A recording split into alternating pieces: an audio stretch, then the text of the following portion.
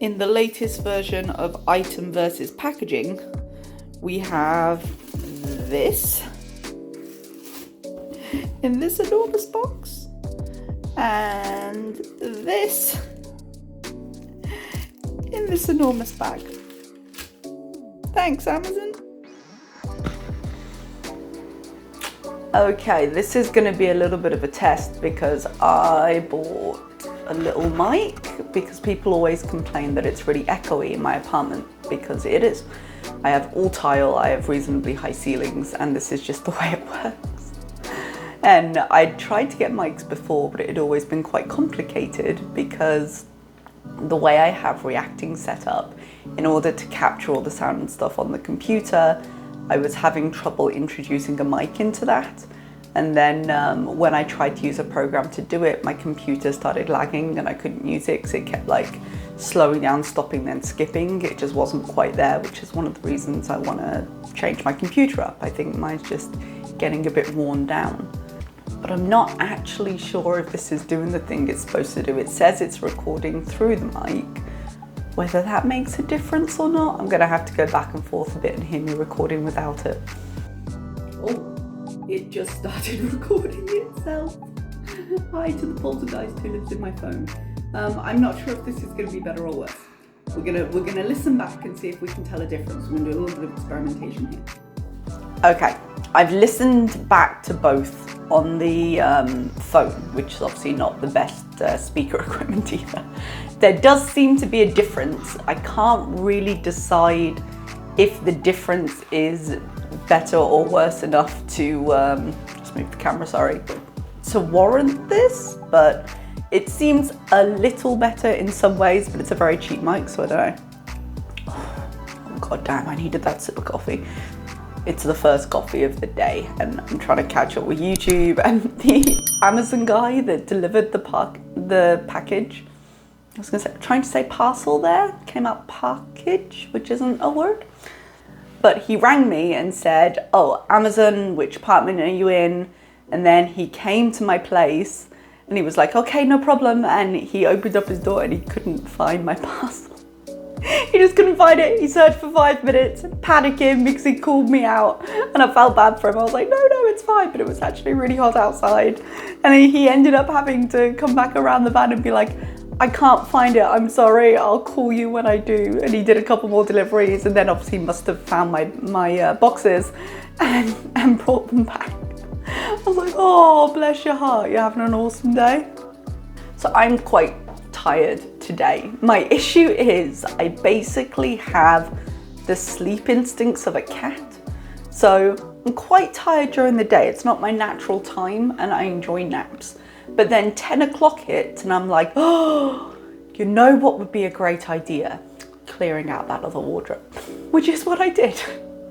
And then I'm up to 3 or 4 a.m. and I'm wondering why I'm tired during the day. That's the answer. So I have 2 wardrobes. One had my work stuff in and one had like my more casual clothes in.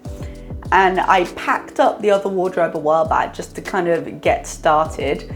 And because I'm planning on unpacking it. Now I realize this sounds weird, but come with me on it.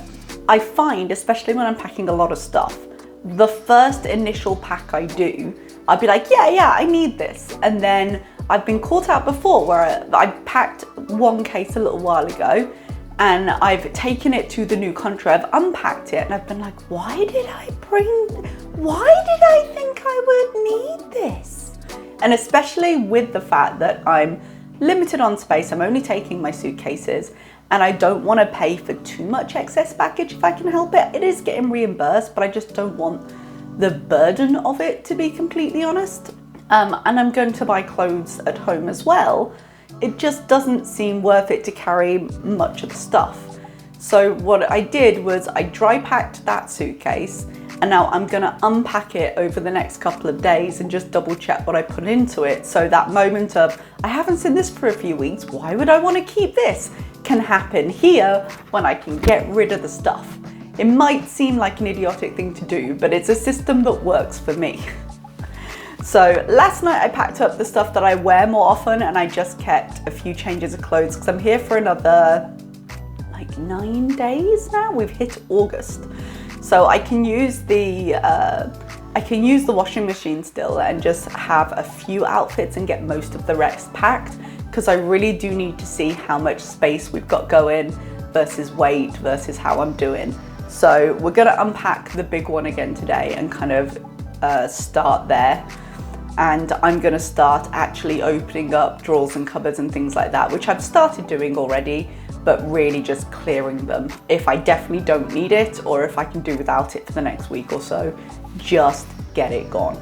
Meanwhile, I'm having an ongoing war with maintenance. This has been fun.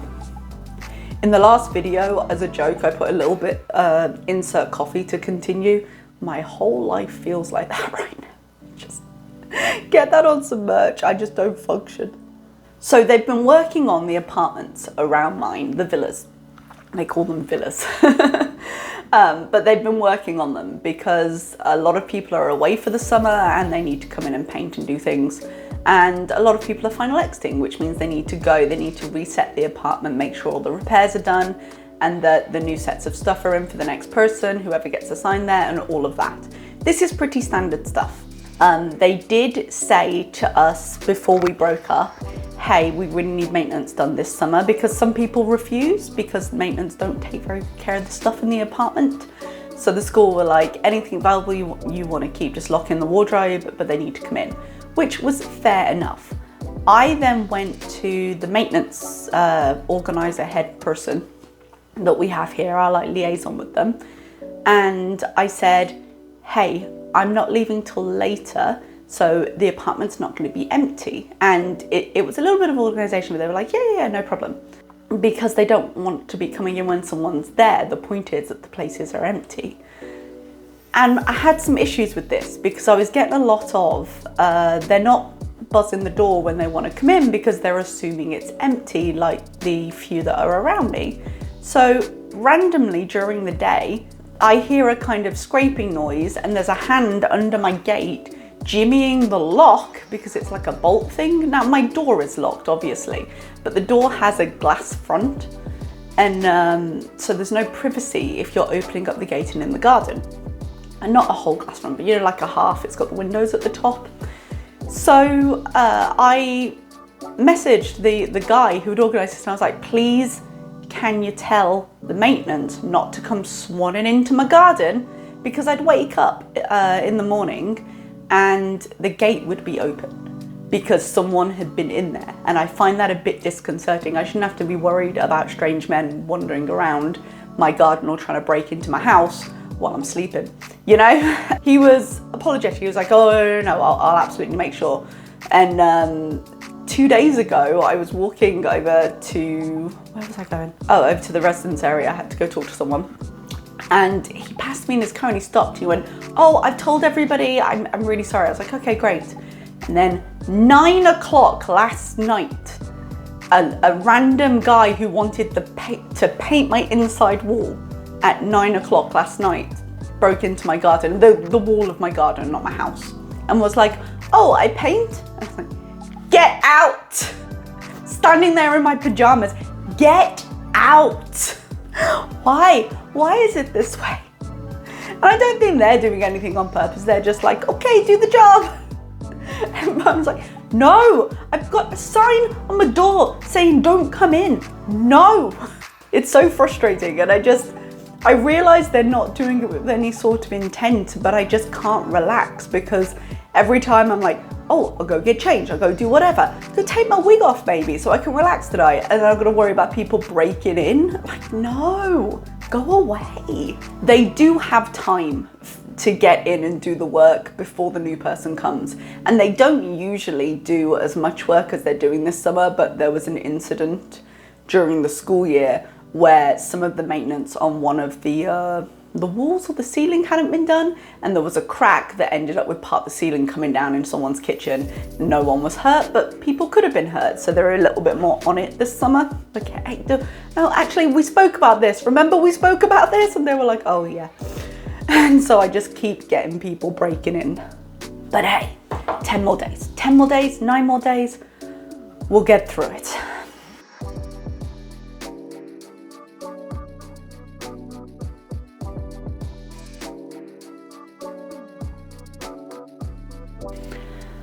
Okay, I went through the other bag. I was quite restrained last time. There wasn't too much kind of mess stuff in there. Apparently I was quite strict with myself, but I took a few things out. I say restrained, it's at 23.5 kilos.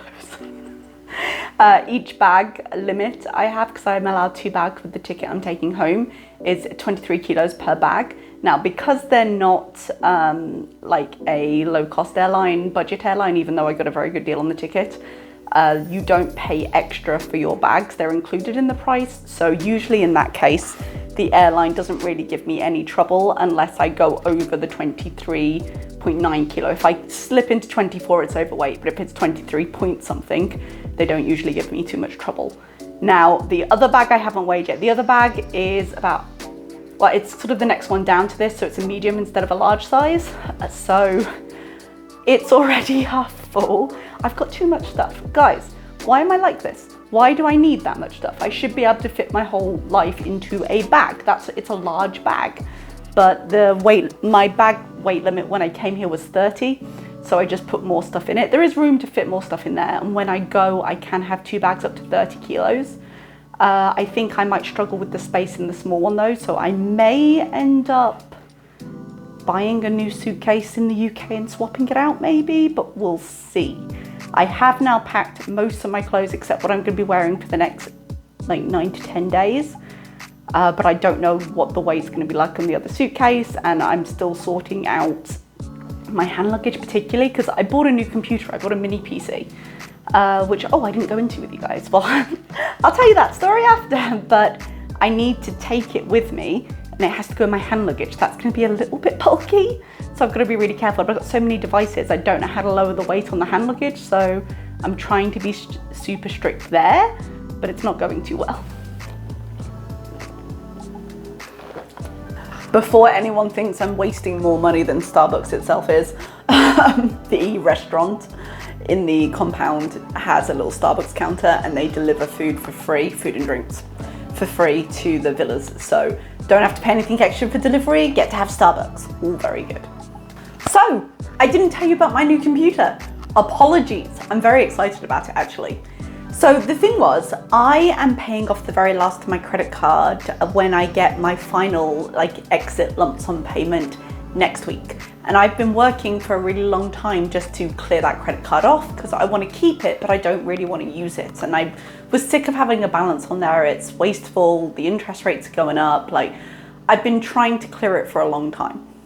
So what I plan to do in the future, and I'll get into this really because I'm planning on doing some budgeting stuff, and I still need to do that part 3 of the series on money of working abroad. Anyway, not the point of this video, but what I planned to do was have a sinking fund, put a couple of hundred in it every month, and then next year probably I'd have a couple of grand in there, and somewhere near my birthday treat myself to a nice new computer.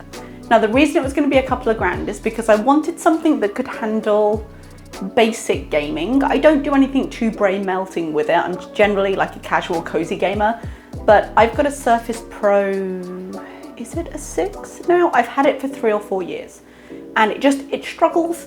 It groans a little bit now, especially since the upgrade to Windows 11. It just hasn't really loved its life very much, and it's fine for the basics of what I want to get done. I'm still going to keep it as a secondary device, Word and Office and things like that. That's fine, but when I'm video editing and when I'm trying to do other things, it's a little difficult. When I tried to download, I think it was Streamlabs, or it was one of them, and I got everything set together and then it started just freezing and jumping. It just can't quite handle things. So I wanted to upgrade. But laptops especially, I don't really want a gaming laptop. They're big, they're heavy, they're prone to overheating, and they're massively expensive. And I'm not a pro gamer, I just want something that can handle the basics.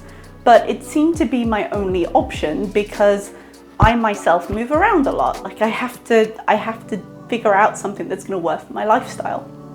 So I asked a few people that I thought would know a little better, and somebody suggested mini PCs. And I hadn't really thought about them at all, but when I thought about them, I always thought of them as being a little bit underpowered and not really suitable for the job. And what if it overheats? Don't I need the big fans in the tower? Because I was really wanting a PC but I didn't love the idea of having a big tower and then either having to sell it when I left or having to deal with dismantling it. I did have an idea for a while that I actually wanted to try building my own PC, which I have never done before and could have ended in disaster. But that might be an adventure for a future time, perhaps.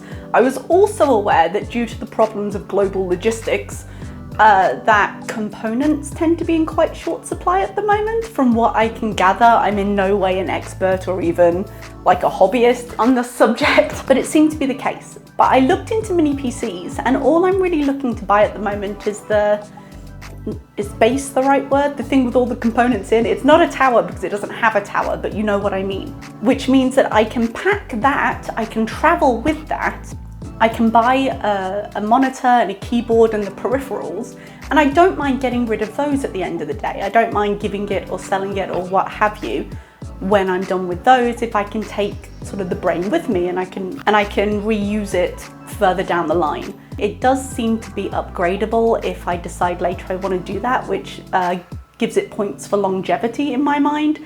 But also practically important, it seemed to be a lot cheaper. So I ended up buying this one. Hopefully that was on the screen somewhere. Pre-editing me wanted it to be on the screen somewhere.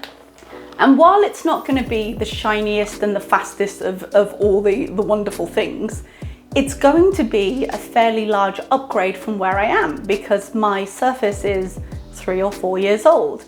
So as long as it's a little bit of a jump and it does what I need it to do, that's a significantly cheaper option than what I was going to do. So for that reason, I decided to buy it because I was looking online. They were having a coupon, there was some kind of sale. You know, sometimes you go on Amazon and click and it's like, save 5%, save £10, whatever it is. So it had a coupon for £140 off. So I ended up paying like $760 or however much. And it arrived at home yesterday. So what I've done is, I technically did buy this on my card, but because I haven't paid that card off yet, I've moved around some of the plans I had for the lump sum of money. And when I figure out my budget, I never factor YouTube into it because you never know how much you're going to make on YouTube. But my next YouTube payment, I know about how much it's going to be. So what I decided to do, because of the timing issue and the fact that I'm only going to be in the UK for like less than a week, and I have more choice if I look at it now, then I see what's important. I decided instead of putting 1,000 into my emergency fund as I intended to, I bought the computer. I had a little bit of, not slush is a weird word, but buffer built into my account anyway, so I can use a little bit extra from the buffer. I can put like 700 of my emergency fund into the computer. I can put the extra 300 into emergency because the emergency was supposed to be 1,000. I can't remember if I just said that or not. Sorry if I did. And then when I get paid by YouTube, I can just fill up the emergency fund again. So that's the plan. That's what I did. Anyway, it's not even the plan. That's what I did. I'm very excited about it because it means I don't have to wait another year or so to get the computer. And it also means that the money I had planned to put into the sinking fund, I can redistribute somewhere else. So at the moment, I had planned a couple of hundred a month. I'll probably still need to use it for a month or maybe two. I don't mind waiting a little before I start to use the computer. I'll check it works when I'm at home, but I'll buy the things for it in the next month or two once I get to my new job. I can have my new computer, I can get good use out of it, and I'm really excited. I'm really excited about it. It seemed like a great deal at the right time for me. So one of the things I do have to do, like I said, is make sure I can carry everything, which is a thing, but oh, I'm looking forward to it.